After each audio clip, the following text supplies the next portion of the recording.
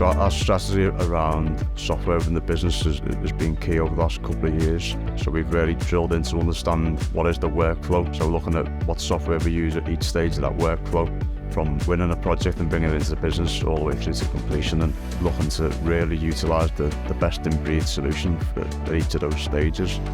We had frustrations with our previous supplier with lack of development within that software, and when we engaged with the civils teams, it was stark to understand actually the frustration there was a lot larger than it appeared on the surface.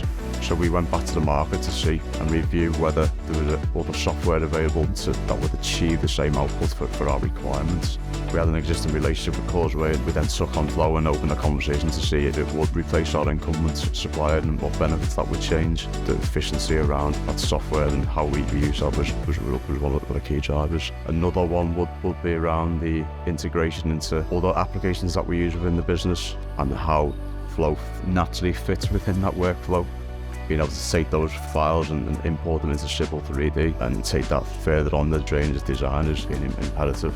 So a project recently which I've used Flow on is an existing hospital whereby there was a refurbishment and extension and a proposed car park south of the site.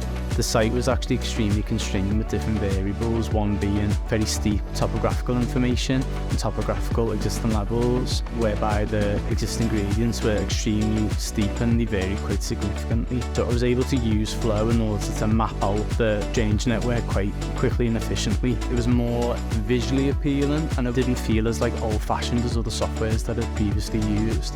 Given the legislation that's been passed to ensure that SUDs are mandatory and compulsory for all projects moving forward, Flow's been at the forefront of that sort of movement, being able to model different types of SUDs features like rain gardens, swales, ponds. Flow was at the forefront of that and we're able to meet the requirements of the legislation moving forward. Causeway made themselves readily available during the time of the migration and the integration process.